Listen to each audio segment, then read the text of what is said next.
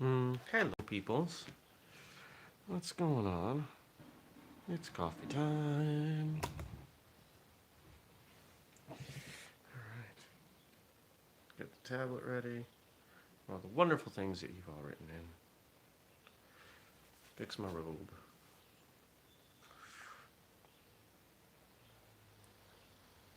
Here we go. 3, 2, 1. Good morning, everybody. Welcome. Today is Wednesday, July 15th, 2020. My name is Jeremy, and this is my first cup of coffee.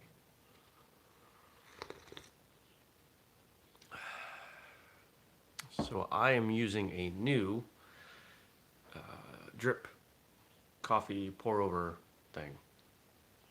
Pour over coffee strainer. For those of you that don't know, I've been using a tea strainer for quite a while because I didn't know about pour overs. And then I started to look at pour overs and decided I would try it because I found one that was pretty inexpensive on Amazon. And the mesh is a lot finer, so I'm expecting I'll have less chunks at the bottom. Chunks in your coffee aren't very good. You need to settle down. There's a very unsettled cat this morning. We had a visit from the vet. We discussed how she's being old and weird and possibly not super long for this world.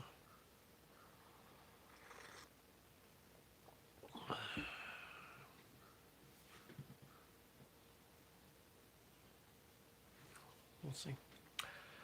Yesterday was a decent day. Had a good podcast interview with a gentleman who trains in a martial art that I knew virtually nothing about. I had heard of it, but would not have been able to place it on a map. Frank says maybe that other thing was too much of a strain to use. Yes.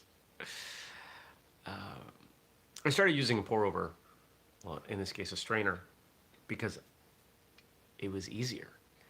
I compost my coffee grounds, and if you use a Keurig, you can't really compost the K-cups. And yes, there's a recycling facility for K-cups 15 minutes away because Green Mountain Coffee, Keurig coffee is from here, but it's still wasteful. And I still didn't like it. And the coffee's good, but it's also expensive. And I didn't want to get a regular coffee maker, and a French press worked great, but it's too much coffee for me. I should not be drinking that much coffee. So this is Jeremy's adventure for simple and inexpensive and easy cleanup coffee. And right now it's a Guatemalan roast from Costco that's really good. One of the best coffees I've ever had, and I still have a little bit in my freezer, is from my trip to the Galapagos in 2013. So it's old, but it's still really good. And I will make a cup on very, very special occasions. It's got to be very special at this point because of how little I have left. I should have just thrown away everything I had, bought more coffee. That's okay. What else happened yesterday besides this podcast episode? Had some client stuff. I lost a client. That was sad. One of the clients that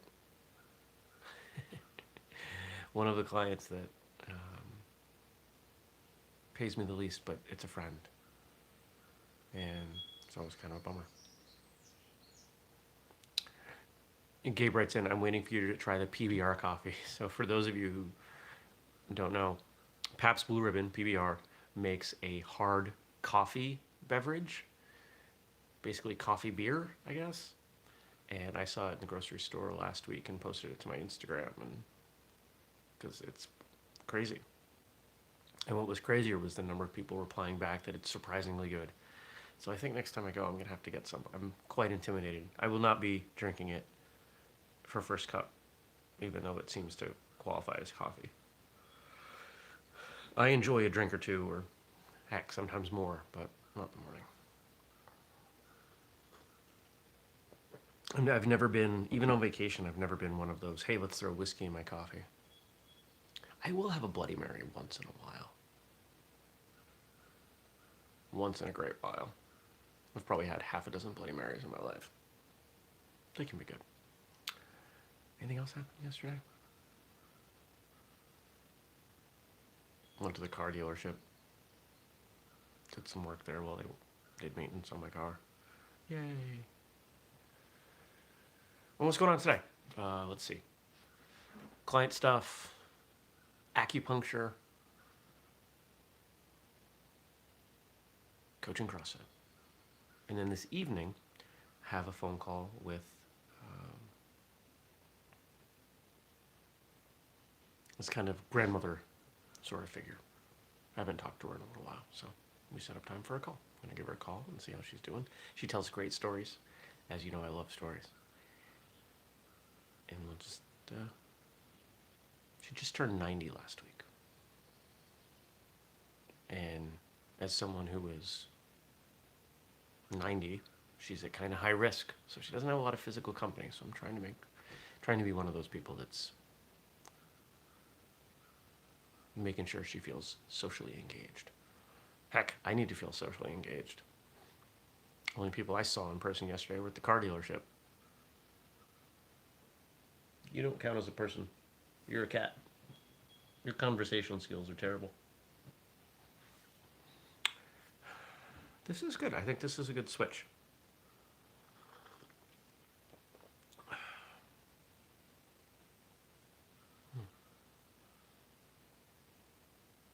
It'll be interesting to see what the bottom of the cup looks like.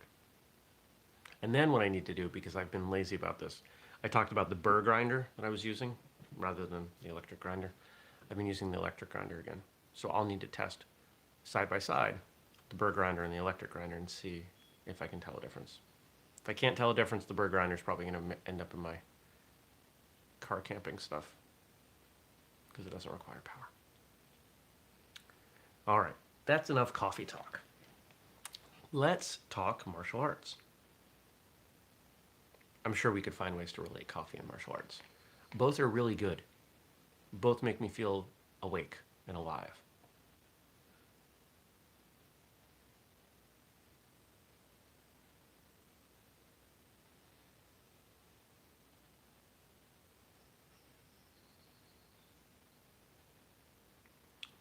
All right.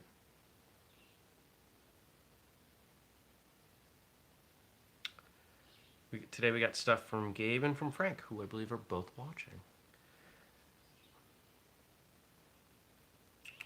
We'll start with Frank's. Gabe's is going to turn into something longer. It is important that karate can be practiced by the young and old, men and women alike. Gichin Funakoshi, founder of Shotokan. It's important that karate, we'll say martial arts, can be practiced by young and old men and women alike. So we'll say everyone. It is important that martial arts can be practiced by everyone. Yes. And what I love about martial arts today, is that we have classes for everyone. Classes for people that have different needs, physically, people who learn differently, etc. I think that's so great. Are there programs for basketball for people who learn differently, have different physical needs? Sure. Are they as prevalent? No. Why? Because on some level we understand how beneficial martial arts is.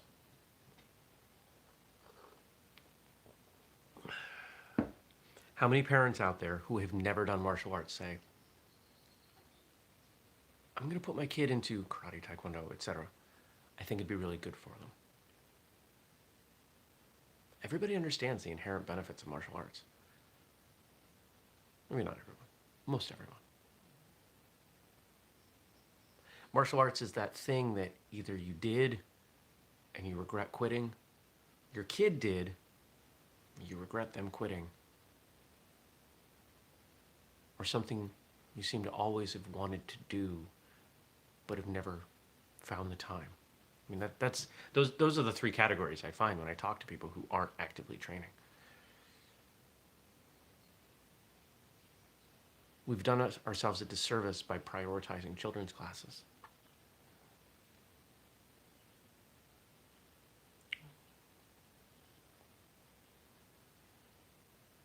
That's okay.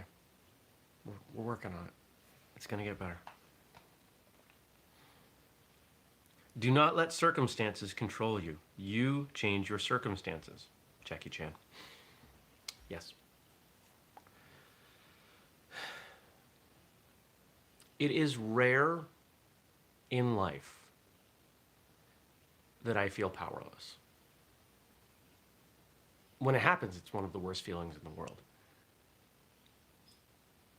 But I feel pretty strongly that no matter what's going on, I can find a way. I've always found a way. If we were to rewind a year ago,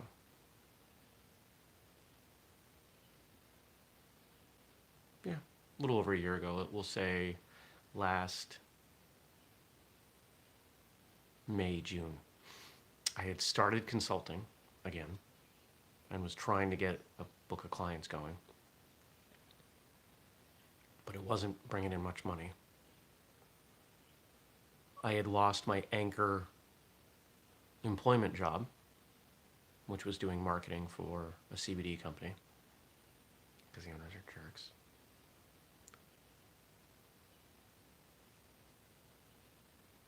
As an aside, I know people say that whenever they lose a job.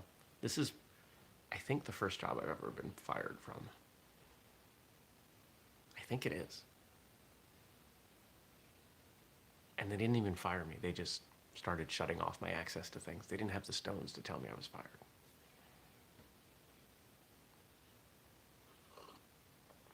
And as an aside, that business is tanking right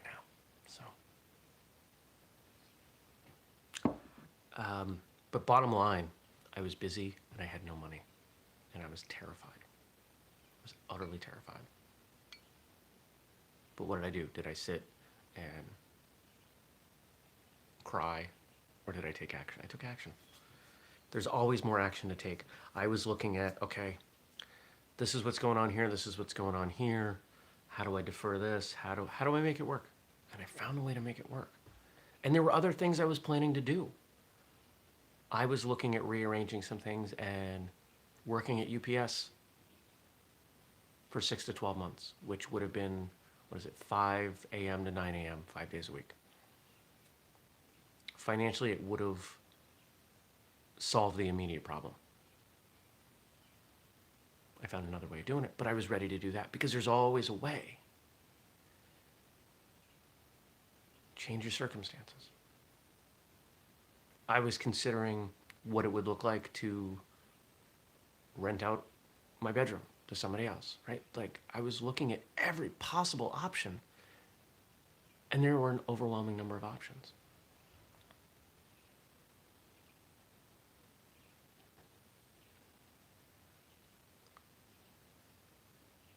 It's why it frustrates me when people say, I don't have time for this, I can't do that, that's not in the cards.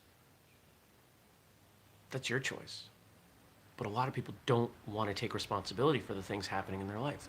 They try to point to all the external forces because it lets them off the hook. If it's not under their control, then they get to complain, they get to defer responsibility.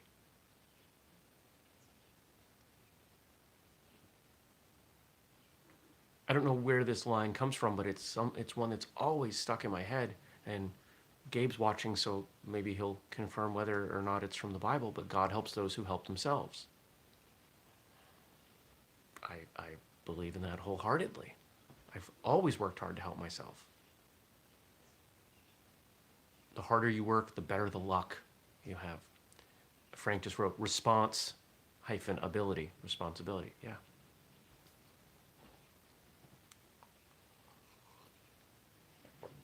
Why don't you lay down?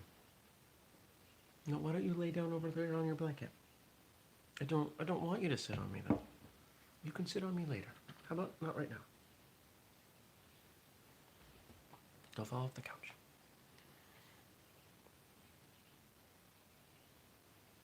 No, don't. I'm busy. I'm doing the show. You can't sit on me right now. Do I have any book projects other than Master Hopkick in the works? There are no active books in the works. What we are focused on right now with the books have to do with getting them promoted. So what we're doing, for those of you that don't know, on Amazon we have 8, 9 books that are active, and I've brought somebody on as a profit split. I mean, this is how I work with a lot of people on things. We bring them on, and they put in the time, and we split the profit. In this case, I'm shouldering the expenses until we get there because I believe that this system will work. And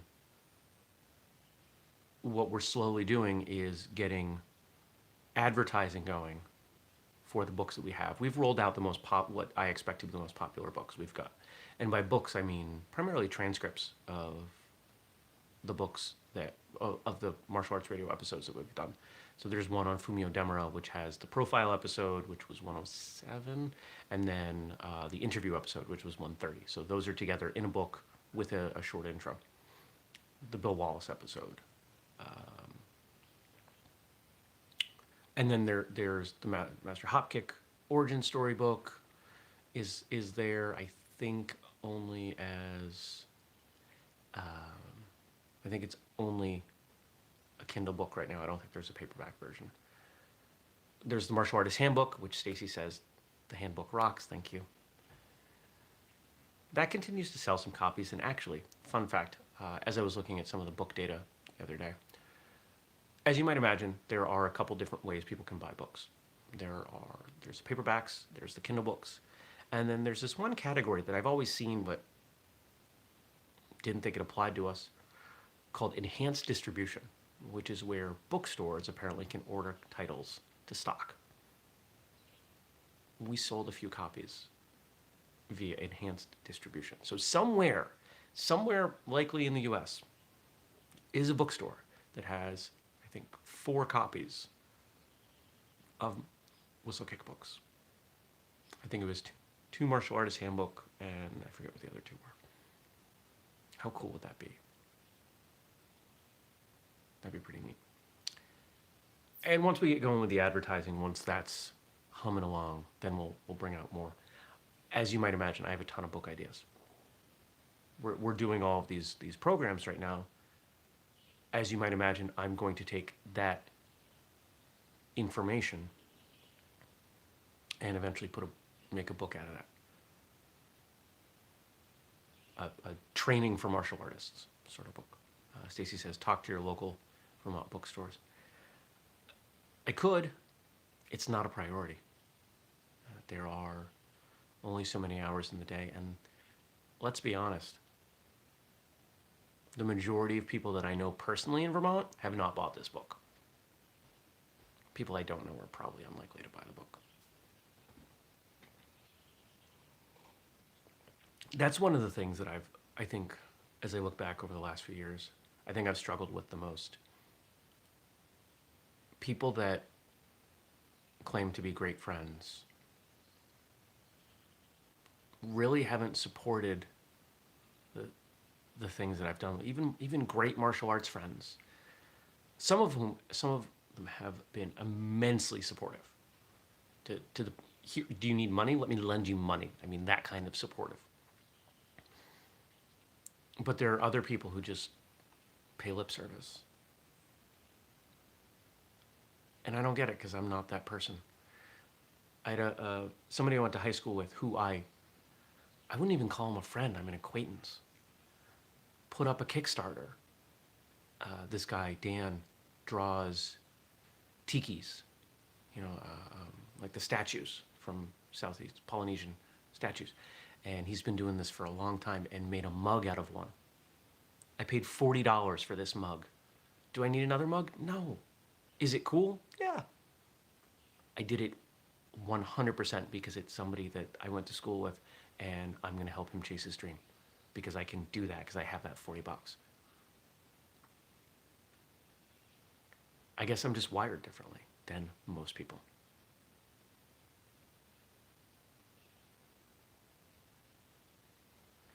Other book projects? There anything else? We've played around with an idea of taking some of the memes and turning them into a coffee table book, but I don't think Amazon is the right place for that because they can't do like the big hardcover coffee table book that I would want to do. So we'll have to grow books enough that we can get somebody else to print it. No, right now we're focused on the magazine.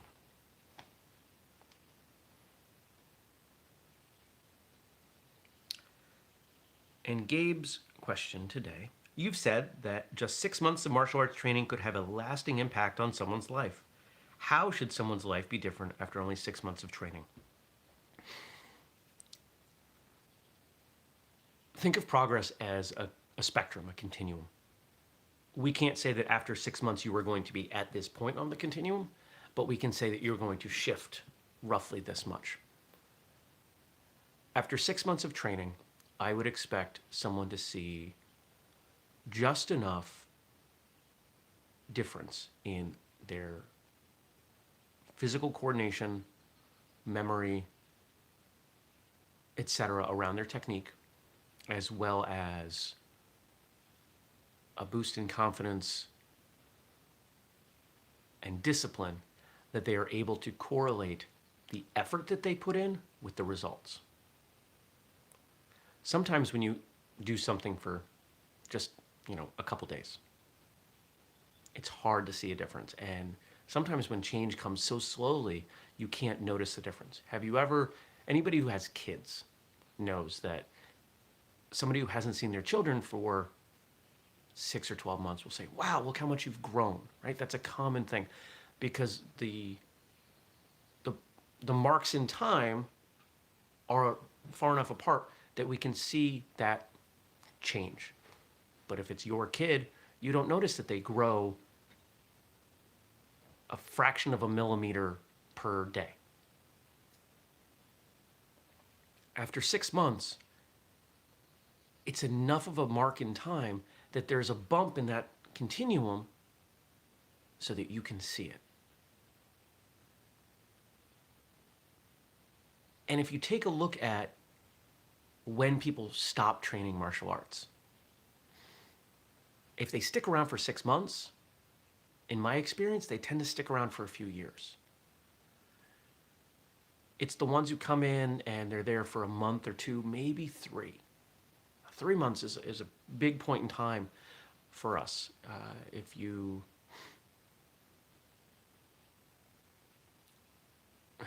One of my mentors is fond of saying, people can hide who they are for 3 months.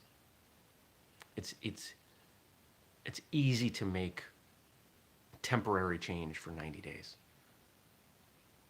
And if you take a look at the programs that we're building, they're 90 days or less. The speed program is built around it's 90 days. I think it's 87 days. Might be a full 90. When I advise clients, when we take a look at impact on their business, 90-day increments.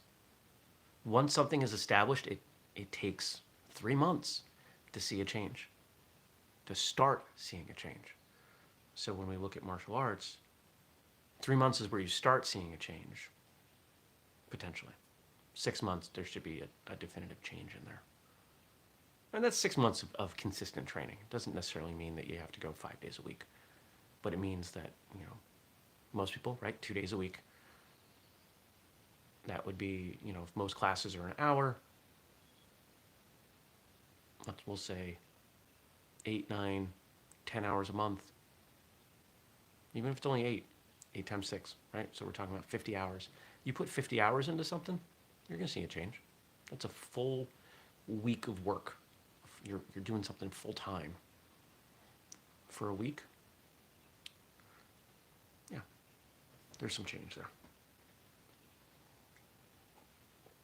And the type of change is going to be different for different people. Martial arts gives back exactly and only what you put in. So if you are investing primarily physical effort, you're going to get back physical effort. If you're investing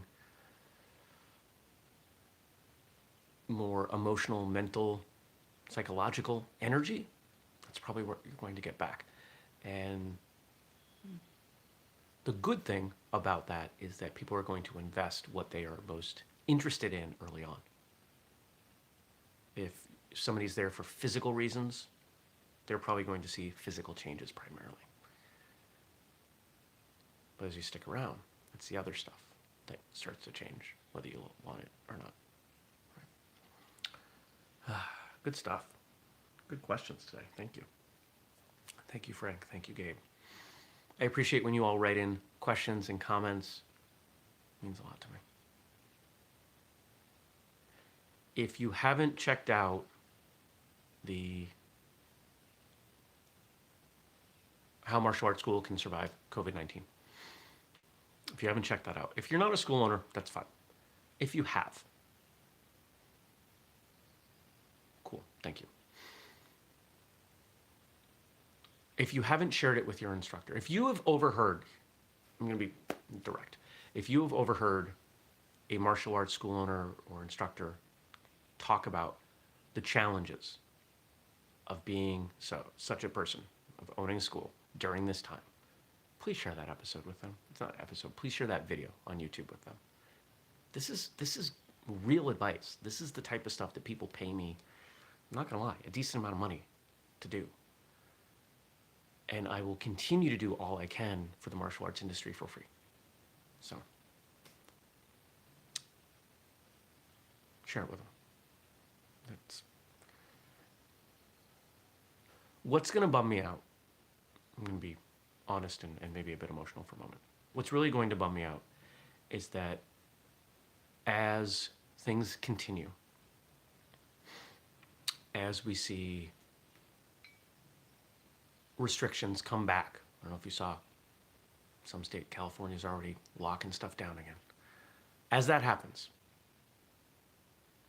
there will be people in my direct sphere, people that I know personally, people who I've tried to help, who will close their schools. I am not so arrogant as to say I can help everyone.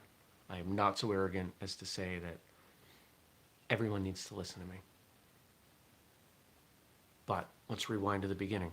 There's always a way, and if something's important to you, you will find a way. There will be people who will say, man, this sucks, and they'll blame everybody else. They'll blame their students, they'll blame the government, they'll blame the pandemic. And unfortunately, I will have to listen, because some of them will vent to me, and I will know full well that there were things they could have done that they chose not to do.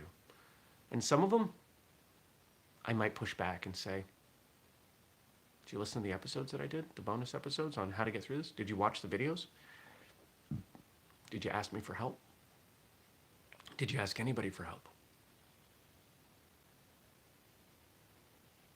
And that's going to be sad. Because the answer for most of them is going to be no. I'm going to go finish this really, really good cup of coffee. There's much less sediment in the bottom, which is what I was hoping for. All right. I hope you have a good day.